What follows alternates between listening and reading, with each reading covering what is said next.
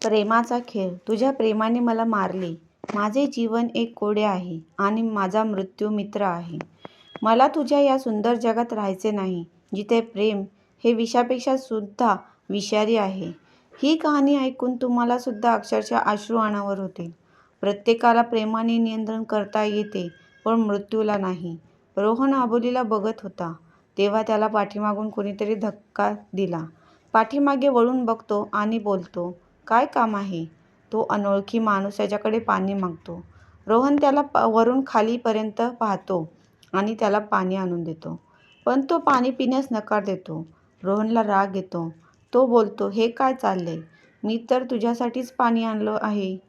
तुम्हाला माझं बोलणं ऐकून तुम्हाला जर तहान लागली असेल तर तुम्ही पाणी प्या, साहेब. रोहन बोलतो, तुम्ही कोण आहात? तुमचं नाव काय आहे? माझं नाव साहेब नाही, माझं नाव रोहन आहे.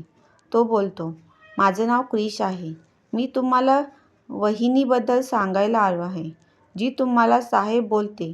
रोहन बोलतो, कोण वहिनी? क्रिश बोलतो, आता तुम्ही जिला बघताय ना तीच. रोहन बोलतो, कोण? अबोली?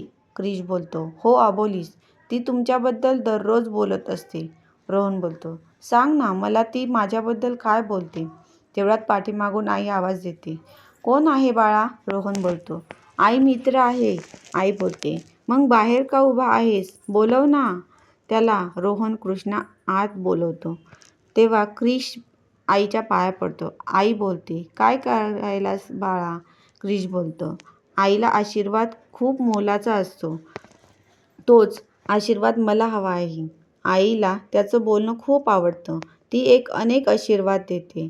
घरात रोहन, आई आणि विलास काका असतात. त्या सगळ्यांचं मन काही वेळातच क्रिश जिंकून घेतो. रोहन 3 वर्ष अबोलीला काहीच बोलू शकला नव्हता. तेच बडबड्या क्रिशने काही दिवसातच अबोली आणि रोहनचे लग्न ठरवले होते. क्रिश अबोलीला ओळखत सुद्धा नव्हता. लग्नाच्या दिवशी रोहनने क्रिशला लग्नाला थांबवण्यासाठी सांगितलं, पण तो थांबतच नव्हता. मग घरच्यांनी लग्नाला थांबण्यासाठी जबरदस्ती केली, म्हणून क्रिश लग्नाला थांबला. दुसऱ्या दिवशी सकाळी क्रिशच्या छातीमध्ये खूप दुखत होतं. आई रोहनला उठवते. दररोज हसत खेळत असणाऱ्या क्रिशला आज काय झालं आहे कळतच नव्हतं. त्याला बोलायला सुद्धा येत नव्हतं. खूप मुश्किलीने तो खिशातील एक चिठ्ठी काढतो आणि रोहनच्या हातात येऊन देतो आणि तो तिथेच बेशुद्ध होतो. त्या चिठ्ठीमध्ये एक ॲड्रेस होता, पण रोहन त्या ॲड्रेसवर न नेता त्याला हॉस्पिटलमध्ये घेऊन जातो आणि त्याला ICU मध्ये ॲडमिट करतात. डॉक्टर बोलतात, क्रिश काही महिन्यांचाच पाहुणा आहे. रोहन बोलतो, काही महिन्यांचा म्हणजे काय झालं आहे त्याला? डॉक्टर होता त्याचा हृदयाच्या साईटला गोळी लागली आहे आणि ती काढणं खूप मुश्किल आहे. रोहन बोलतो, डॉक्टर प्लीज काहीतरी करा, पण माझ्या क्रिशला वाचवा. डॉक्टर बोलतात, माझ्या हातात काही नाही, सगळं काही देवाच्या हातात आहे. रोहन बोलतो, डॉक्टर प्लीज यातलं काहीच क्रिशला सांगू नका. डॉक्टर बोलतात, त्याला सगळं काही माहिती आहे. तुम्ही या माझ्यासोबत. आत या क्रिश. डॉक्टरांना आत आलेलं बघून उठून बसतो. डॉक्टर बोलतात, अरे तुम्ही झोपा ना, तुम्ही का उठताय? क्रिश बोलतो, डॉक्टर तर देवासारखे असतात आणि मी त्यांच्यापुढे झोपून राहू हे बरं दिसत नाही. अरे रोहन, तू कधी आलास? त्याचं हे बोलणं ऐकून रोहनच्या डोळ्यात पाणी येतं आणि त्याला घट्ट मिठी मारतो. अरे तुला रडायला काय झालं? असं रडू नको. बघ डॉक्टर आहेत ना, हे देवासारखे आहेत. बडबडा क्रिश डॉक्टरचं सुद्धा मन जिंकून घेतो.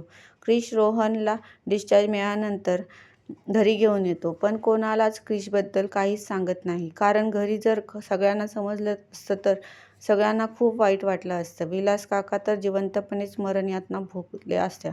क्रिश घरातल्या सगळ्यांचा खूप लाडका मुलगा झाला होता. तो सगळ्यांची काळजी घ्यायला विलास काकांना तर खूप हसवत असायचा.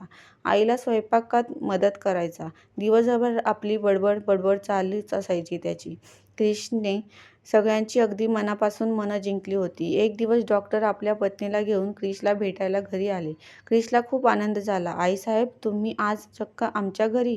तुम्ही बसा, मी तुमच्यासाठी काहीतरी खायला करून घेऊन येतो.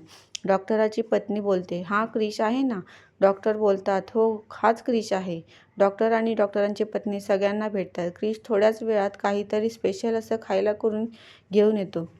डॉक्टर आणि डॉक्टरांची पत्नी सगळ्यांना भेटून निघून जातात. आईच्या विनंतीला मान देऊन क्रिश स्वतःबद्दल सगळं खरं सांगून टाकतो. माझे आईवडील लहानपणीच मला सोडून देवाघरी गेले. त्यानंतर माझ्या काका-काकींनीच मला सांभाळलं.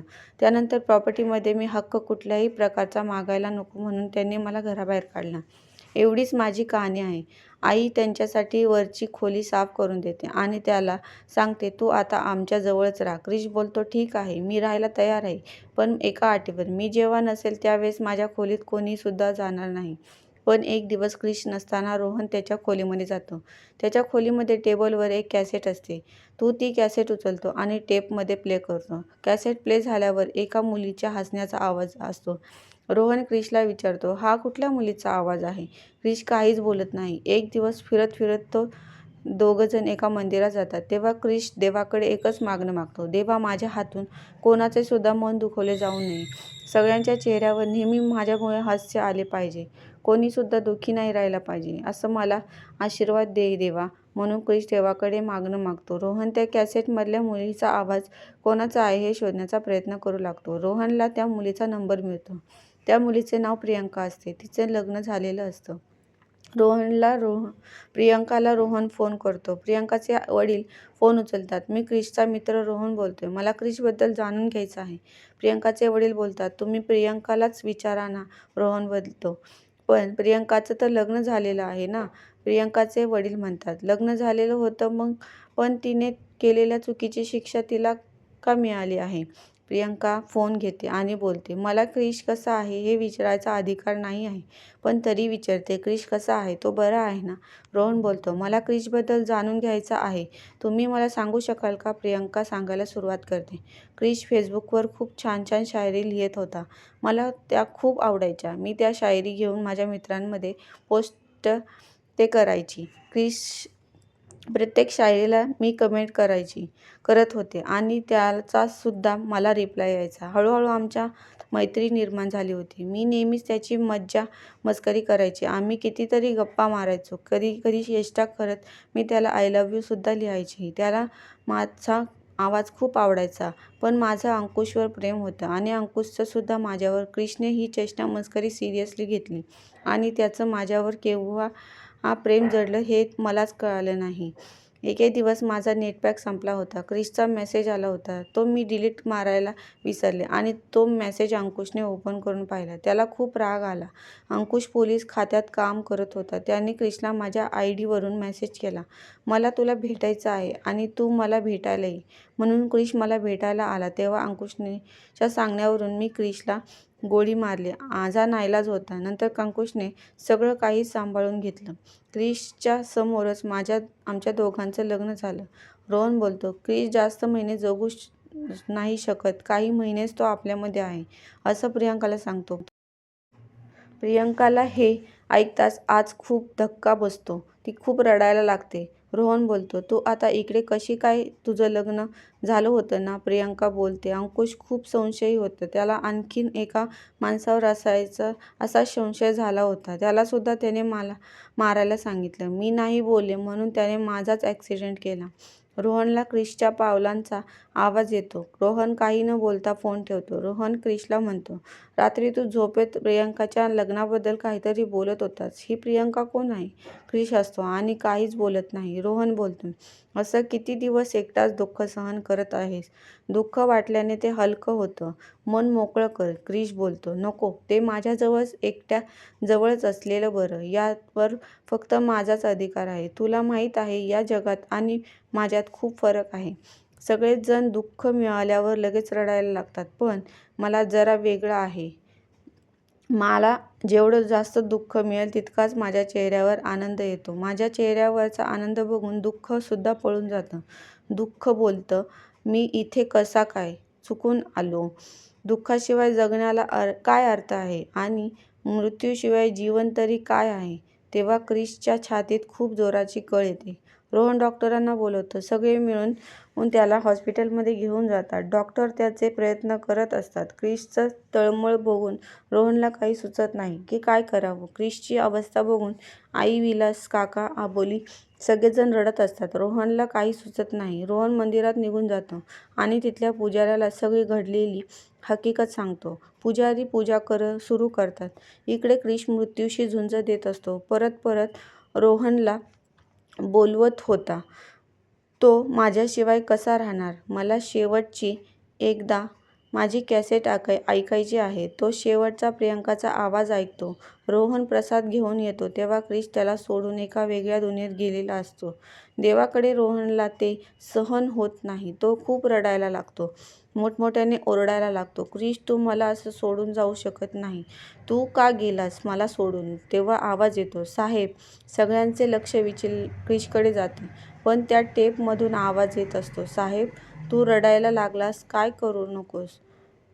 या मातीत मळणाऱ्या शरीरावर प्रेम करू नकोस. माझ्या आत्म्यावर प्रेम कर, ज्याला कोणीसुद्धा मारू शकत नाही. तू या जगातल्या लोकांप्रमाणे आहेस, ज्यांना दुःख मिळाल्यावर लगेच रडतात. अजून पण तू रडायला लागला आहेस का? माझ्या मित्राला मी असं रडताना नाही बघू शकत. मला जाऊ दे. मला जायलाच पाहिजे. मला जाण्याची परमिशन दे. या जगात जो माणूस जन्माला येतो त्याला एक ना एक दिवस जावेच लागते. क्रिसला माहीत होतं की मी त्याच्याशिवाय नाही जगू शकत. म्हणून त्यानं माझ्याकडून वचन घेतलं होतं.